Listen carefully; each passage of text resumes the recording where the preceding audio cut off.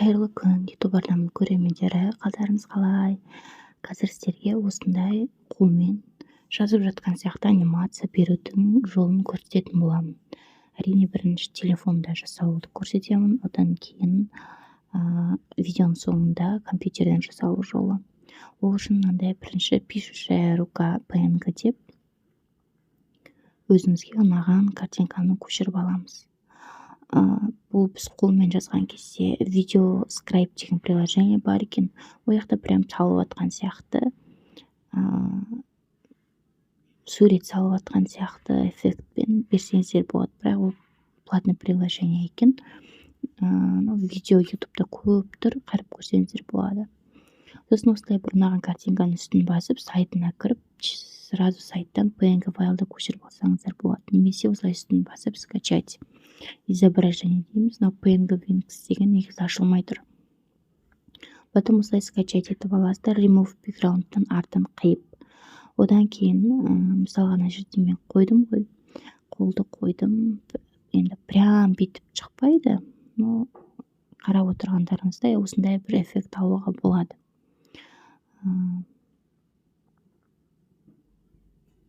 Менде енді мына жерде бір қол қатты қиылып кеткен сияқты эффект берді. Өзіме нәрсе ұнамады. Келесі қазір басқа бір қолды көшіріп алып, скачать етіп, мынандай ручкасымен ұстап тұрған емес. Енді бұны сіздер осындай перомен алмастырсаңыздар болады, чтоб қол емес, жаңағындай қауырсын жазып жатқан сияқты. Кішкене ол шақыру беретінде пайдаланғанда бір нормально әдемі көрінетін сияқты, чем осындай қолдан қарағанда, немесе ручканың өзін ғана дегендей.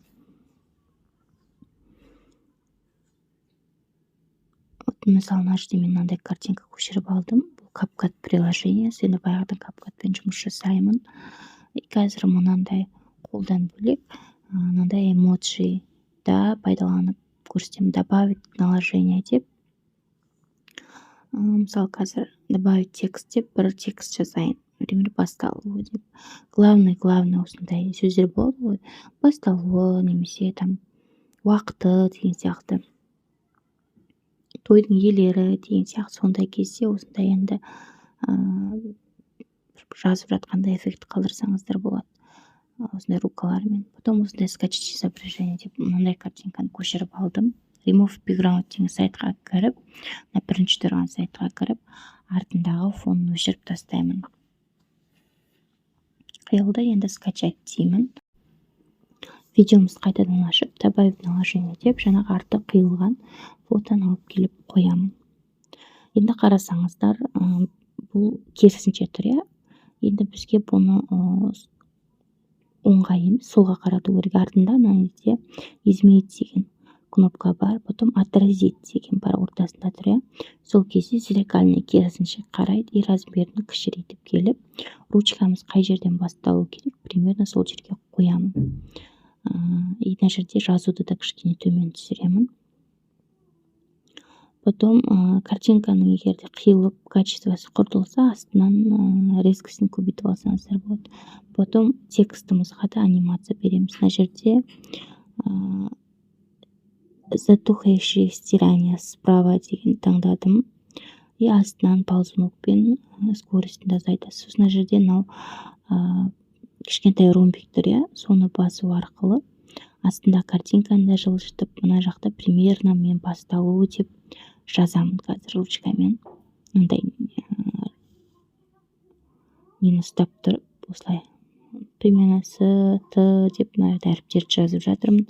И астындағы картинканы да мен қолдың суретінде жылжытып отырамын, қарасаңыздар. Ары бермен тартамын, солға қаратай, сол кезде жазамын. И мына жақтан қызыл ромбик қалып отырады артынан. Осылай оң жаққа барып тығып қоямын. И ползуноктарды да соңына дейін жылжытамын.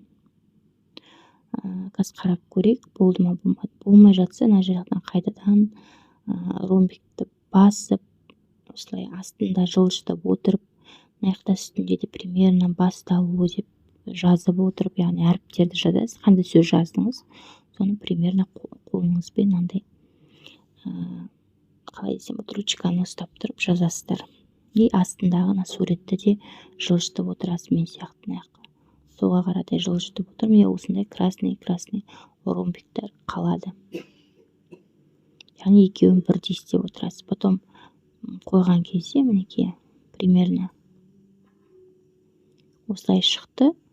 И астындағы скоростьтің екеуін басталудың скоростьтің кішкене ұзартып отырып, екеуісі примерно бірге шығатындай етіп жасап аласыздар.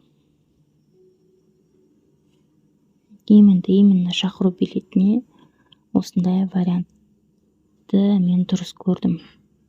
Яғни сіздің артыңғы таңдаған фоныңызға барлығына қарай өзіңізге әдемі жарасқан біреусін жасап аласыз ғой. Ал компьютерде осындай енді мұғалімдерге деп айтайын, PowerPoint деген приложение бар, өзіміз баяғыдан пайдаланатын, енді мұғалімдер особенно көп пайдаланады. И осындай пишущая рука анимация, например, жазып жатыр бұл жерде. Мысалы мен Алтынайский арнасы деп жазып көрдім. Қазір тағы бір слайд аштым и заголовокқа жазып көрейін, қайырлы деп. Примерно бұл жерде де жасау жолын мен сіздерге қазір көрсетемін.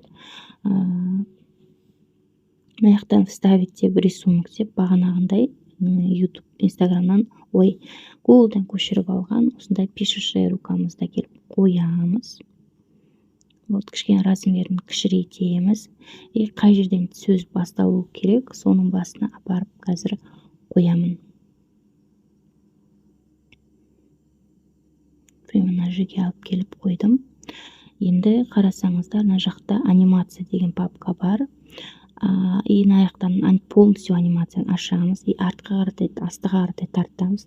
Пользовательский путь деген анимация бар, соның үстін басасыздар да. И мына жақта ручка шығады, карандаш, сөйтіп мына жаққа примерно қандай текст жазыңыз, соның үстін бастырып жазып шығасыз. Мысалы қайырлы деп мінекей өзіңіз жазып жатқандай жазып шығасыз. Одан кейін мышканы жібересіз, екі рет басып. Ал қайырлы дегенге тоже анимация береміз оған. Мына жақтан появление деген анимация тұр, потом параметры эффекты деген жанында тұр, стрелка, сонымен слева дегенді қоямыз. Сол кезде мінекей осылай пайда болады. Потом астындағы кішкентай нені басып, стрелканы басып, мына жақтан все вместе немесе по буквам дегенді қойсаңыздар болады. Окей десеңіздер, осылай пайда болатын болады тексттарыңыз. Потом мына жақтан длительность деген бар, яғни қанша минутта шығу керек. После предыдущего, с предыдущим, яғни шығуы. После предыдущего дегенді қойдым мен. И длительностьні кішкене наятын үлкейтсеңіздер болады. Ал руканың үстін басып тұрып, қайтадан руканы белгілейміз, тоже мына жақтан длительностьні кішкене үлкейтсеңіздер болады. И с предыдущим дегенді қоямыз анимация. Екеуісі бір-біріне келмей жатса, мысалы мына жақта жазуым қалып қалатыр, ручкам тез жазып келіп жатыр. Сондықтан қайырлыны қайтадан үстін белгілеп, яғни жазған текстіміздің үстін белгілеп, мына жақта длительностьпен ойнаймыз. Длительностьті азайтамыз, көбейтеміз дегенде. Пока екеуі бірдей болғанша, осы жақта настройкасын жасап отырамыз. И примерно бірдей шықты. Жалпы осындай, енді Adobe Illustrator, VideoScribe деген жерде жасауға болады. Бұл жақта өте оңай. Енді екеуі де почти платный приложениялар болғандықтан, енді сатып алу, сатып алмау жағы өздеріңізге. Ал бесплатно жасалу жағы осындай. Әрине нюанстары болады, прям четко бетіп шықпайды, но сонда да мысалы главный тексттарға осындай бір анимация берсеңіздер болады. Менде каналда бір кісі сұрады, осыны қалай жасауға болады дегендей, и сол кісінің видео шығарыңызшы дегенменен осылай капкатта жасап сіздерге бөлісіп жатырмын. Егер де пайдалы болса, каналға жазылып, пікірлеріңізді қалдыра кетіңіздер. Сұрасаңыздар, видео, например, келесте мынандай істеңізші дегендей, солған мен видео түсіріп шығаруға алдағы уақытта тырысамын. Қош сау болыңыздар.